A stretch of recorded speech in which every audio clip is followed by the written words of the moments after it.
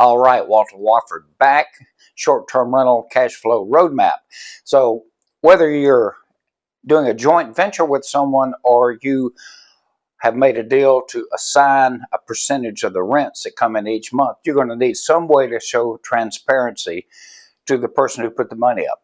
So Relay.Fi is the answer to that because it's got automatic transfers and both parties can see what's going on in the account. When the money drops in the account, it's automatically transferred 15% to the person who put the money up until they get all their money back plus 10%. So see how this very cool digital banking platform works. Relay. Welcome to the deep dive. Okay, picture this.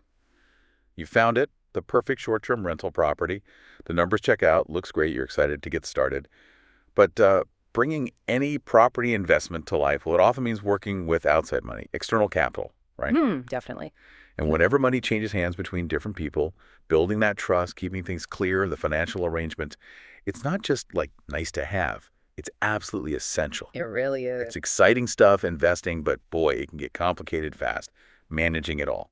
So today, our mission is really to explore how a modern business banking platform can kind of cut through all that complexity, how it can create a really crystal clear automated financial structure. We're going to dive into how this approach ensures transparency, specifically thinking about a 15% assignment of rents from short-term rental income.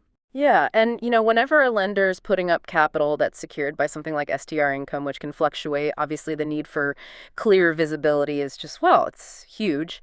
Having the right tools, though, can genuinely make the difference. Turn potential headaches into something smooth and trustworthy for everyone. Okay, right, let's unpack this then. Our source material points us to Relay as this modern business banking platform. But before we get into the how, maybe step back a bit, what exactly is a 15% assignment of rents? And who are the assignor and assignee here? Getting those terms straight seems pretty key to understanding the whole transparency angle. Sure, absolutely. So at its core, a 15% assignment of rents is basically an agreement. The borrower, that's the assignor, legally agrees to direct 15% of their future rental income straight to the lender. The lender is the assignee. Often this is set up as collateral or maybe a specific way to repay the loan capital they provided. The traditional challenge, has always been the lender getting a clear view of that income. It goes up, it goes down. And then there's the burden on the borrower, the assignor, to constantly provide detailed reports. Got it. Okay. So that clears up the terms. With that baseline, why is transparency so critical here? And how does something like Relay tackle that core problem of visibility you mentioned? Well, the core problem is visibility, for the lender especially. When their money is tied to STR revenue, they really need a clear line of sight into what's coming in. Relay basically acts as the solution here. It helps create a structure that just naturally aligns what the borrower and the lender both want and need. It's really about building this financial ecosystem where everyone can see exactly what's happening, without anyone feeling like they're being overly watched or, conversely, left in the dark. Right. Building trust through clarity. So the very first step, it seems, involves the assignor, the borrower, opening a dedicated Relay business account just for that one STR property. It seems simple, foundational even. But why is that single step so incredibly important? Oh, it's absolutely critical. The why is simple. Completely avoid commingling funds. Mixing money is where things get messy.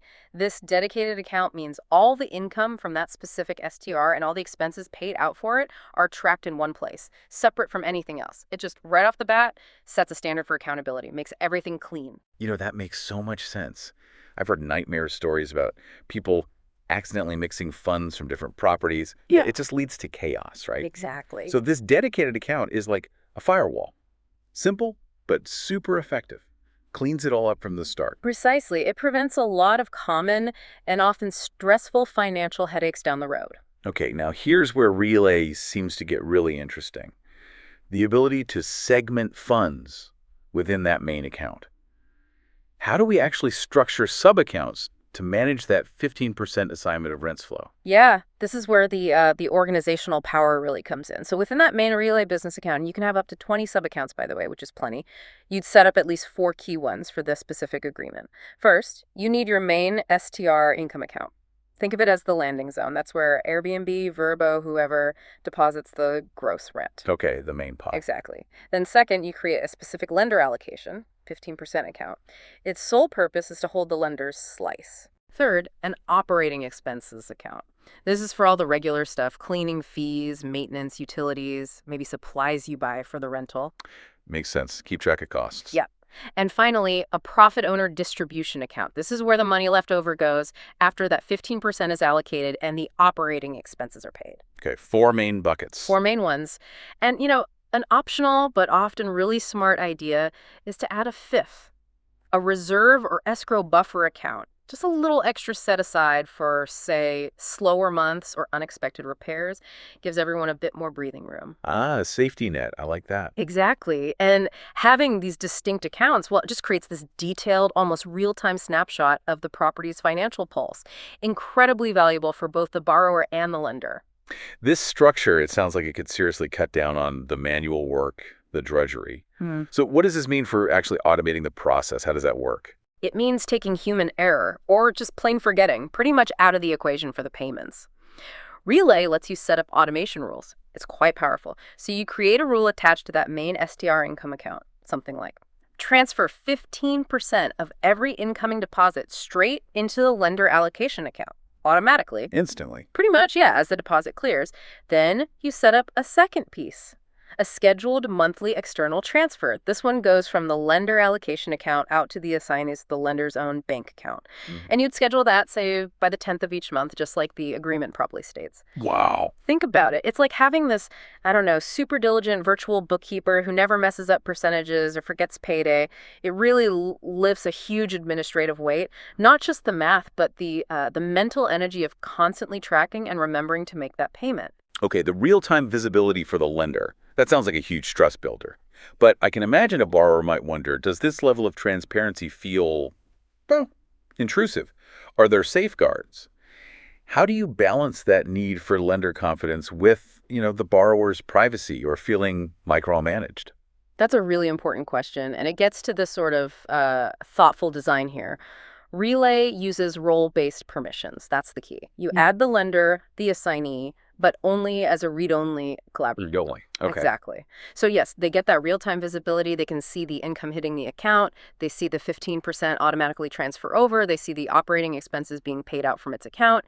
They can also access monthly statements for their records.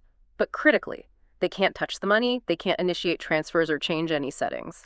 Okay. So they can see but not control. Precisely. And this dramatically cuts down on the need for the borrower to constantly send reports, like downloading Airbnb statements or emailing spreadsheets. It's active transparency, which proactively builds trust. It shows professionalism, and it directly addresses those potential concerns about feeling micromanaged because the boundaries are clear. That makes sense. See-only access is very different from having someone else in your bank account. But even with that real-time view, why is having backup documentation still important? Why bother exporting statements?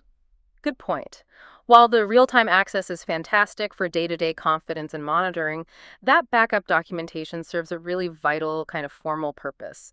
The borrower can easily export statements, CSV files, PDFs, whatever they need, maybe monthly, maybe quarterly, for their own records, or if the lender formally requests it. These exported statements show everything. Detailed transaction logs for the month, a clear breakdown of every single rental payout and how the 15% was calculated and moved, plus a summary of all the payments made to the lender. So if there's ever a clause in the loan agreement that says, provide income documentation upon request, this satisfies that perfectly. It's just an extra layer of compliance and peace of mind. Covers all the bases. Okay, let's try and pull this all together then. If we summarize the big wins here, what are the absolute key benefits of using a system like Relay for this specific kind of assignment of rents agreement? Well, the real insight, I think, goes beyond just managing money efficiently. It's about how technology like this can fundamentally change the trust dynamic in lending. This isn't just about automation. It's really about embedding verifiable transparency into the process itself. That significantly shifts the risk calculation for lenders, and it empowers borrowers by making accountability almost effortless. So the explicit benefits we've touched on. All right, let's list them out. Number 1, transparency. Real-time proof of income and payments. No guesswork. Number 2, automation. Ensures payments are timely, accurate, eliminates oops moments or forgetfulness. Crucial. Number 3, accountability. Every deposit, every transfer, every expense paid from that account is traceable. There's a clear record. Mm-hmm. Number 4, trust building. The lender gets visibility without breathing down the borrower's neck. Less friction, more confidence. Yeah, that read-only access seems key there. Definitely. And finally, number 5, compliance. The system inherently supports those contractual obligations for sending the money and providing the necessary reporting.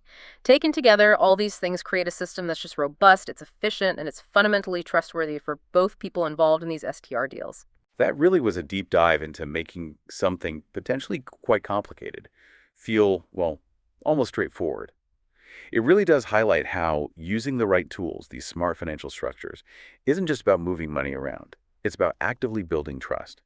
It's a great reminder, I think, for you listening to consider what that kind of transparency could mean in, well, in all sorts of financial dealings. Absolutely. And maybe a final thought to chew on. Think about how these core ideas, dedicated accounts, automated transfers, that transparent read-only access, how they could apply elsewhere. Not just in short-term rentals, but maybe in other parts of your business or even personal financial partnerships.